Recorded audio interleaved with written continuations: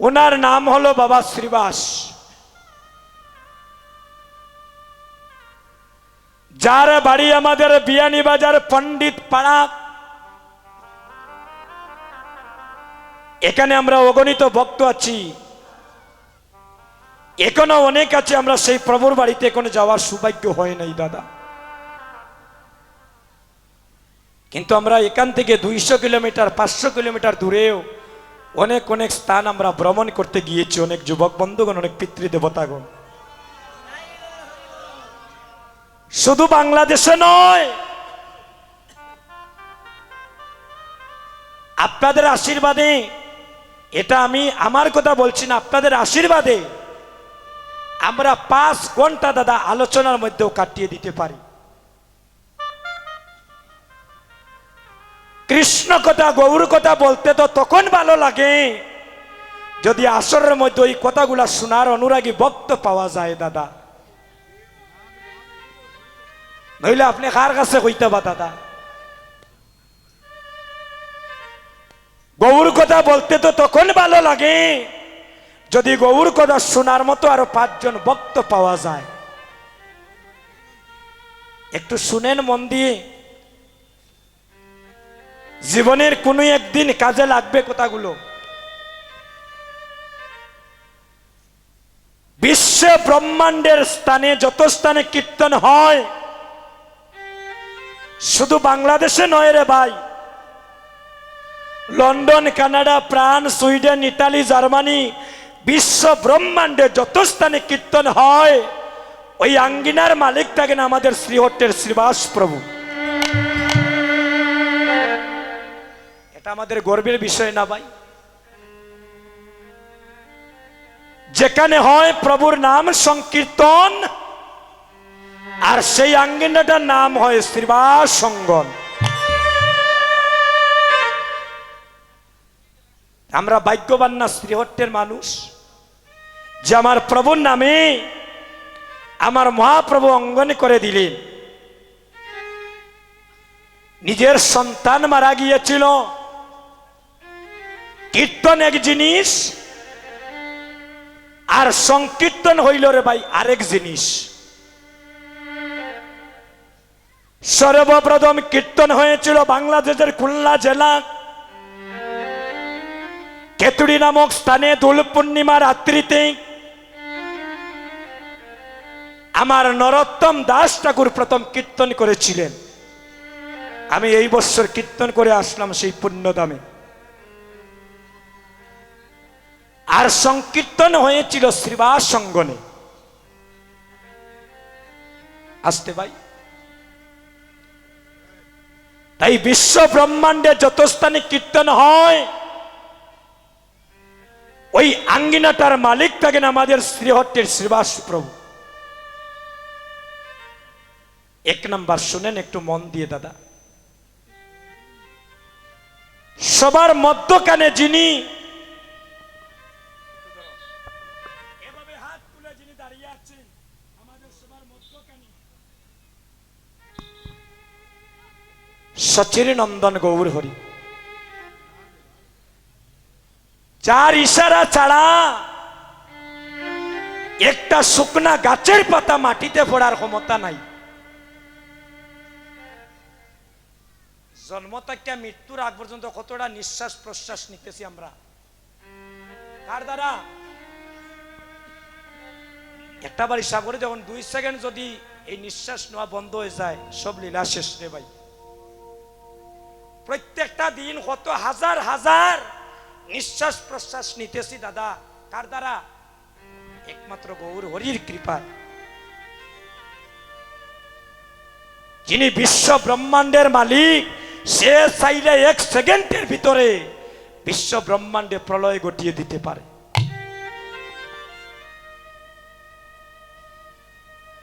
যিনি ঈশ্বর পরম কৃষ্ণ, বিশ্ব ব্রহ্মাণ্ডের সবার মালিক, তার বাড়ি কই? আমাদের ঢাকা দক্ষিণ।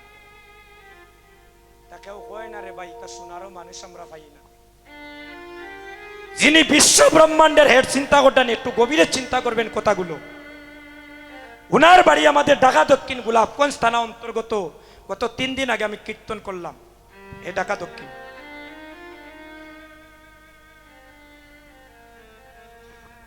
আমরা ভাগ্যবান নাইনি দাদা, মহাপ্রভুর বাড়ি আমাদের বাড়ির পাশে সবার।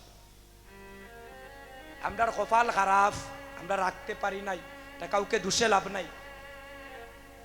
আমরা হতভাগা শ্রীহট্টের ভক্তগণ, আমরা গৌরের মর্ম সেই সময় বুঝি নাই, গৌর কীর্তন জানতে পারি নাই, যার কারণে আমাদেরকে ছেড়ে নবদ্বীপে চলে গিয়েছিলেন।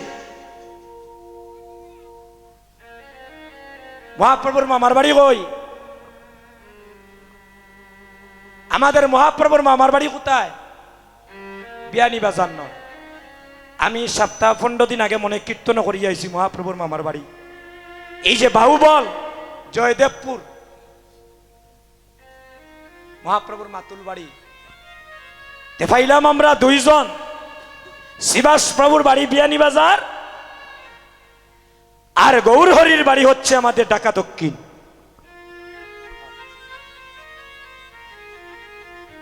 এবার দেখেন, যিনি আমার গৌর হরিকে আনলেন কৃপা করে, যিনি আমার গৌর হরিকে আনলেন দরা দামে, উনার বাড়ি কই? সুনামগঞ্জ জেলা তাহিরপুর থানা নবগ্রামে। আমি গতকালকে যেখানে আজকে পূর্ণা দিয়ে আসলাম, এই প্রভুর বাড়িতে কীর্তন করে আসলাম।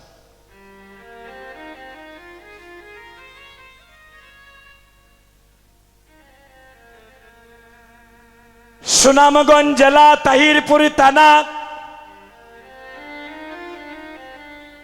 নবগ্রামে জন্মগ্রহণ করেছিলেন আমার মহাবিষ্ণু অবতার শ্রী অদ্বৈত চন্দ্র,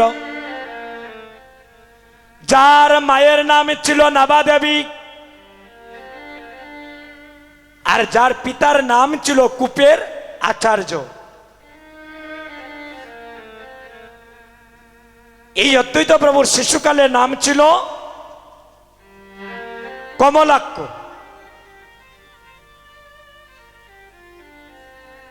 ওই সময় আমল ছিল দিব্য সিংহ রাজার আমল, আর দিব্য সিংহ রাজার কুলপুরুষ ছিলেন আমার অদ্বৈত প্রভুর পিতা কুপের আচার্য। মাগো, এখনো আপনারা গেলে দেখতে পারবেন একটা দুর্গা মন্দির আছে। ওই অদ্বৈত প্রভুর বাড়িতে এখন একটা দুর্গা মন্দির আছে। সেই সময় দুর্গা পূজা হতো, হাজার হাজার ভক্তগণ মায়ের মন্দিরে যেতেন, গিয়ে সবাই মা দুর্গাকে প্রণাম করতেন। এখনো আছে দাদা, এগুলা মিথ্যে নয় রে ভাই। যেখানে সমস্ত তীর্থকে আহ্বান করেছিলেন, ওই নদীটার নাম হচ্ছে জাদুকাটা নদী। এখনো নদীটা আছে, অনেক বড় নদী। আমরা তো মনে করি বৃন্দাবনে বাঁশি বাজে না, বাজে, বাঁশি বাজে। আমরা কেউ শুনেছি বৃন্দাবনে বাঁশি বাজেনি গো? কেউ শুনেছেন?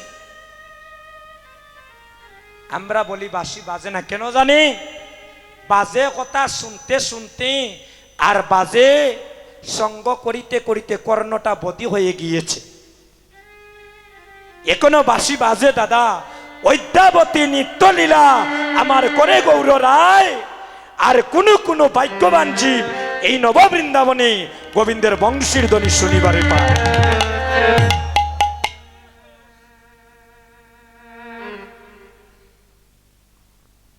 একটু যাবেন, এই ধামগুলা দর্শন করবেন। আমি আপনাদেরকে উপদেশ দিচ্ছি না, আপনারা আমার বাবার মতো, আপনারা আমার গুরুজন। আমি উপদেশ দিচ্ছি না মা, এগুলা আমাদের মানব জাতির ভ্রমণ করার প্রয়োজন আছে দাদা। বৎসরে একবারও যাইবেন মহাপ্রভুর দামে, অদ্বৈত প্রভুর দামে, শ্রীবাস প্রভুর দামে আপনার বাচ্চা কাচ্চা নিয়ে যাইবা। আপনি বাড়ির বাসে তাকিয়ে যাইন না, জিজ্ঞাসা করবা লন্ডন আমেরিকা থেকে মানুষ আসিয়া কোটিপতির সন্তান ওই শিবাসঙ্গনে দুলায় গড়াগড়ি যায়।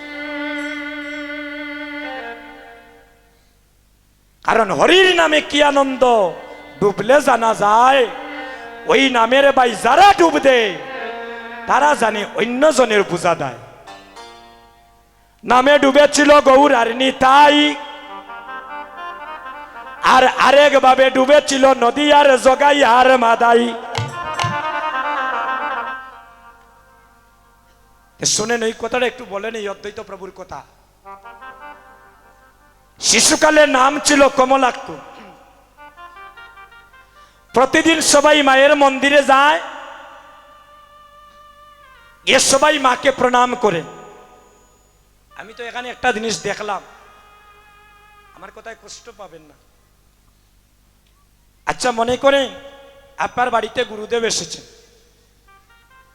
গুরুদেব আপনার পাশে বসা, আপনার মাতা পিতা আপনার পাশে বসা, হ্যাঁ আপনার কুল পুরোহিত আপনার সামনে বসা। প্রথম কাকে প্রণাম করবেন? আমরা কাকে প্রণাম করব মা?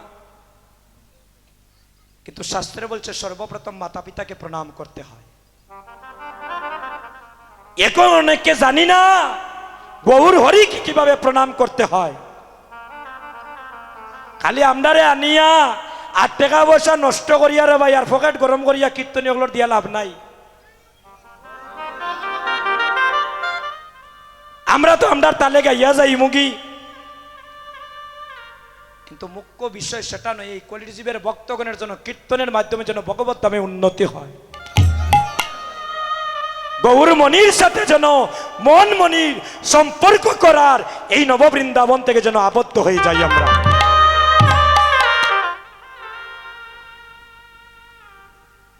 পরিবর্তন হতে হবে সনাতন ধর্মের যুবক বন্ধুগণ, পরিবর্তন হতে হবে। হিংসা নিন্দা ছেড়ে দিতে হবে, উঁচু নিচু বিচার ছেড়ে দিতে হবে। আমরা একই সুতার মালা হয়ে একে অপরের দুর্দিনে পাশে দাঁড়াতে হবে। সব কিছুতে রাজনীতি চলবে, কিন্তু কৃষ্ণ নামে যেন আমরা কেউ রাজনীতি না করি। প্রভুর বাজারে যেন পিতা পুত্র যেভাবে এক স্থানে বসে গৌর প্রেমের অনুরাগে নয়ন জল বরিশন করি, এভাবে যেন গৌর প্রেমের অনুরাগে একই সুতার মালা হয়ে আমরা যেন ভগবত ধামে যেন পারমার্থিক জগতে উন্নতি করিতে পারি। মাগো, সর্বধর্মানে পরিত্যাজ্য মামেকং শরণং ব্রজ, গীতার কথা। অং তাং সর্ব পাপস্য মুক্ত স্বামী মা শুচ। ভগবান বললেন আমার ভক্তের বোঝা আমি বহন করতে বড় ভালোবাসি, যদি আমার ভক্ত যদি ভক্তিভাবে আমাকে কাঁধে তুলে দেয়। শুনেন, খুব দামি কথা আজকে একটু বলে যাই। আমার দেশের মানুষ আপনারা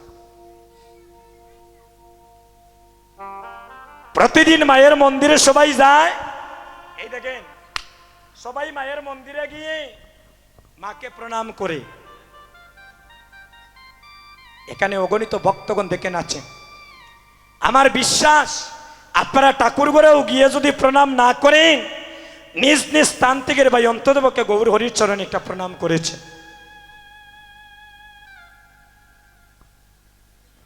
একদিন শিশুপুত্র কমলাক্ষ তার বাবাকে বলছে, বাবা সবাই মায়ের মন্দিরে গিয়ে মাকে প্রণাম করে,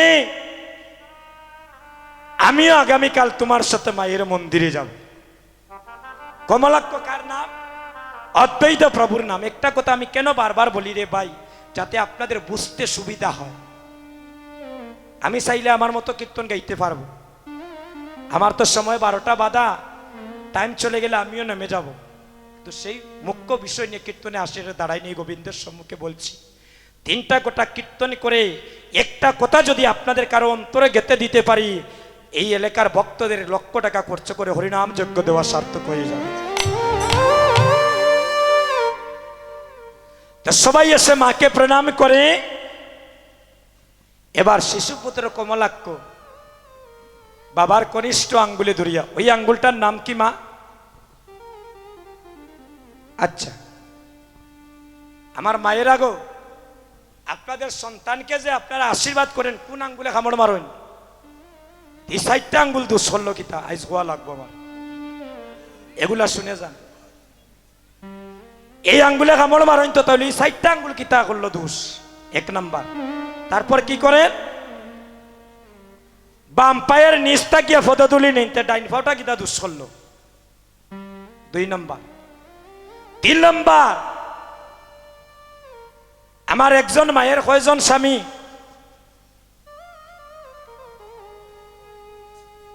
গতকাল একজন মায়ে কইন 18 জন। এই বিশ্বম্বরপুর একজন মায়ে কইন নিতাই গৌর হরিবল। অন যেমনে কইছেন 18 জন, আমি খান্দাত গেলাম, কইলাম কোসাই, ওন খালি গুমটা দিয়া মুখ লুকাই। আপনারা খুব চালাক গো, বললেকার মানুষ, কইয়া বেজাল বাড়াইয়া গরো গিয়া লাভ নাই। আমি কইলাম গো 18 জন খেয়ে হো, নাইলে গোদা লইয়া কিবা স্বামী প্যান্ডেলের বাইরে উবা বলে আজ বারইয়াও বিয়া করছি আমি 17 জন খেয়ে, তোমার তো হিসাব দেওয়া লাগতো নাইনি।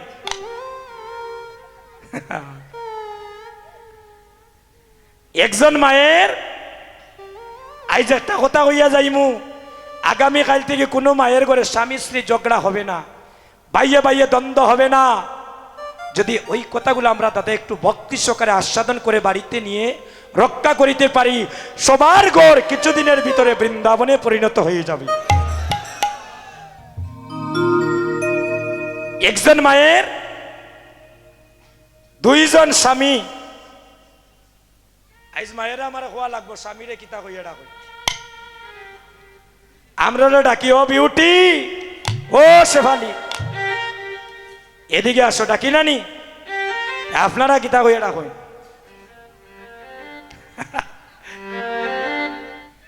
নিতাই গৌর হরিবল।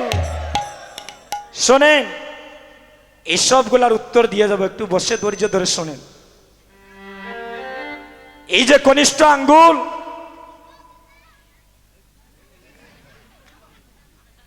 একজন মা যখন তার সন্তানকে ওই আঙ্গুলে কামড় মেরে আশীর্বাদ করেন, আর সন্তান যখন মায়ের আশীর্বাদ নিয়ে কোনো কাজে যায়, দেখবেন ওই কাজে দাদা সফলতা আসে। কারণ মাতা গুরু, পিতা গুরু, গুরু জ্যেষ্ঠ ভাই, আর তার সমান অধিক গুরু আমরা ভজনেতে পাই। আর শিশুপুত্র কমলাক্ষ ওই কনিষ্ঠ আঙ্গুলে ধরিয়া বাবার দুর্গা মন্দিরে গিয়েছে। এটা সুনামগঞ্জের ঘটনা, লাউর পরগনা নবগ্রামের ঘটনা। গিয়ে দেখে হাজার হাজার মানুষ মায়ের মন্দিরে বসা। এবার বাবা সন্তানের হাত ছেড়ে দিয়ে মাকে প্রণাম করলেন, মা দুর্গাকে প্রণাম করলেন। এবার শিশুপুত্র সন্তানকে বলছেন, বাবা যাও তুমি মাকে প্রণাম করো। শিশুপুত্র কমলাক্ষ মাকে প্রণামই করল না।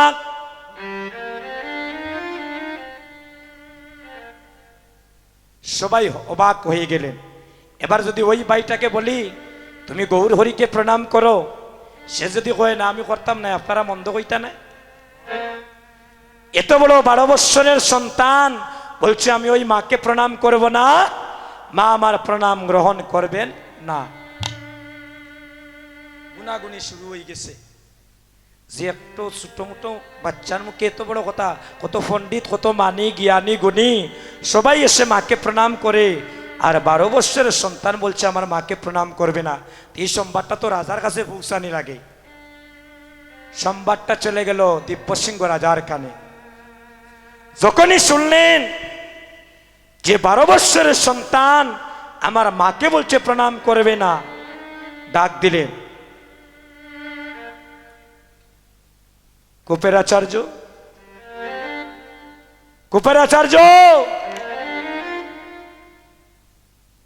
এই জগতের সবাই আমার মাকে প্রণাম করে, আর তোমার সন্তান কেন আমার মাকে প্রণাম করছে না? কারণ কি? যদি তোমার সন্তানের ভালো চাও, যদি তোমার মঙ্গল চাও, তাহলে বলো সে যেন আমার মাকে প্রণামটা করে নে। পিতা হয়ে বলছেন, দেখ বাবা, আমরা যদি, তুমি যদি মাকে প্রণাম না করো, এই রাজ্যের ভিতরে রাজা আমাদেরকে থাকতে দেবে না, আর আমাদের উপরে কত নির্যাতন হবে, অবিচার হবে। আর দিব্যসিংহ রাজা বলছেন, শুনো এই জগতে এত বড় সাহস কারো হয় নাই যে আমার মাকে অপমান করে এখান থেকে চলে যাবে। আমি সব কিছু সহ্য করিতে পারি, কিন্তু আমার মাকে যদি কেউ অপমান করে আমি তা কখনো সহ্য করিব না। কোপের আচার্য হাতের মধ্যে ধরে জোর করে টেনে সন্তানটাকে ওই মায়ের মন্দিরের সম্মুখে নিয়ে গেলেন। বলছে, যাও তুমি মাকে আমারে প্রণামী করো। এবার পিতার কথা রক্ষা করতে গিয়ে এই শিশুপুত্র কমলাক্ষ যখন মাকে প্রণাম করার জন্য তার মস্তকটা যখন নত করতে চাইলেন, সাথে সাথে মা দুর্গার কাঠামটা সম্মুখ থেকে পিছনের দিকে ফিরে গিয়েছে। মিথ্যে নয় রে ভাই, সাথে সাথে মা দুর্গার কাঠাম এভাবে সম্মুখে ছিল, সেটা পিছনের দিকে ফিরে গিয়েছে। কেন মা প্রণাম গ্রহণ করলেন না? এই জগতে সবার প্রণাম গ্রহণ করেন, মা কেন ওই বালকের সন্তানের প্রণাম গ্রহণ করলেন না? মা দেখলেন সে হচ্ছে দেবের দেব মহাদেব।